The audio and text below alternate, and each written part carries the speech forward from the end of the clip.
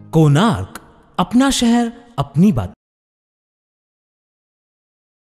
उल्लासनगर के सभी स्कूल कॉलेजों के संगठन वन स्टेप की आज एक बैठक संपन्न हुई। इस बैठक में कई महत्वपूर्ण विषयों पर विचार विनिमय हुए। आइए जानते हैं क्या है कहना इस पर सिंधु एजुकेशन सोसाइटी की सचिव रेखा ठाकुर का। मैडम, उल्लासनगर की एजुकेशन संस्था है ए स्टेप संस्था, उसकी आज कोर कमेटी की यहाँ पर मीटिंग बुलाई गई थी। किन विषयों पर आज चर्चा की गई और क्या कहेंगे, उस मीटिंग में क्या निर्णय लिया गया?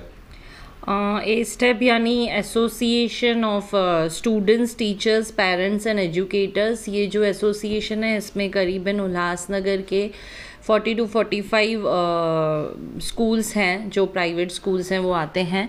तो आज हम सभी की एसोसिएशन की मंथली मीटिंग थी जिसमें कुछ इम्पोर्टेंट विषयों पे डिस्कशन की गई। जैसे सबसे पहले तो ये था कि वैक्सीनेशन, जैसे सब लोगों के लिए या सीनियर सिटीजन्स के लिए वैक्सीनेशंस की अरेंजमेंट की गई है, वैसे ही एसोसिएशन की मीटिंग में ये भी पॉइंट डिस्कस की गई कि जो टीचर्स हैं वो भी एक्चुअली फ्रंटलाइन वॉरियर्स ही हैं, क्योंकि और अभी जैसे कि अप्रैल महीने में 10th के बोर्ड एग्ज़ाम चालू होने वाले हैं, तो हमारी कॉरपोरेशन कमिश्नर से यही डिमांड रहेगी कि उससे पहले जो टीचर्स हैं उनके लिए जो वैक्सीनेशन है उनका प्रोविज़न किया जाए और सारे टीचर्स और स्कूल एडमिन्स को वैक्सीनेशन दी जाए। और उसके साथ साथ जैसे कि अभी ऑनलाइन लेक्चर्स चालू हैं जूम पे, तो स्कूल्स को, बहुत सारे स्कूल्स को जो बड़े स्टैंडर्ड्स हैं उनके लेक्चर्स लेने में काफ़ी सारी दिक्कतों का सामना करना पड़ रहा है। जैसे काफ़ी सारे पेरेंट्स के या टीचर्स की ये कंप्लेन है कि बहुत सारे ऐसे ही फेक आईडी से बच्चे एंटर कर लेते हैं लेक्चर्स में एंड फिर स्क्रीनशॉट्स वगैरह निकालते हैं, और बहुत सारी ऐसी एक्टिविटीज़ की जाती हैं लेक्चर्स के दौरान जो नहीं होनी चाहिए, जो एक्चुअली लीगली भी सही नहीं है।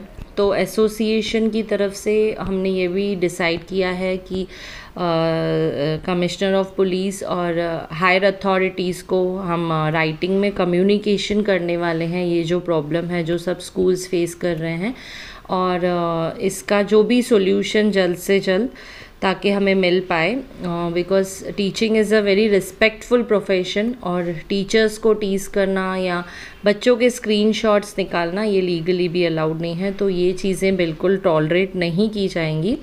मैं आपके माध्यम से सभी पेरेंट्स को यही बताना चाहती हूँ कि आप थोड़ा अपने बच्चों के ऊपर डिसिप्लिन रखें।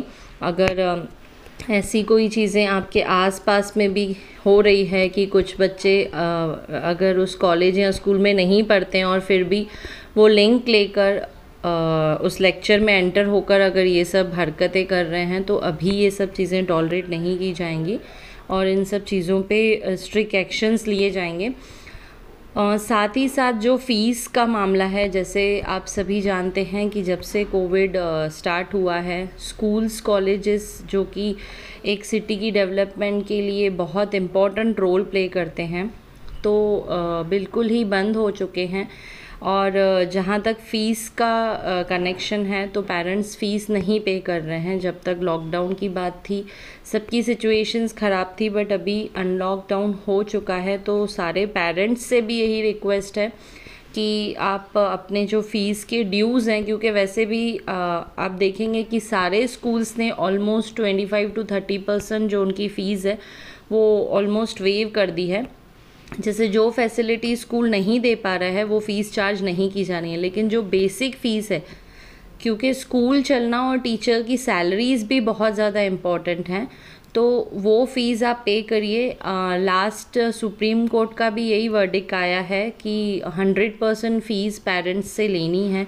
तो सभी पेरेंट्स से भी मैं ये रिक्वेस्ट करूँगी कि टीचर की जो बेसिक नेसेसिटीज़ हैं उनका जो लाइफस्टाइल है वो भी बहुत ज़रूरी है, और स्कूल चलाने के लिए भी जो नॉमिनल फ़ीस हैं वो प्लीज़ पे करिए।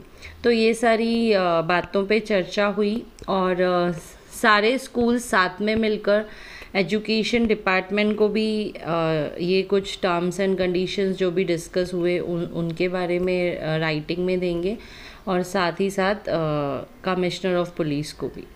कोणार्क, अपना शहर अपनी बात।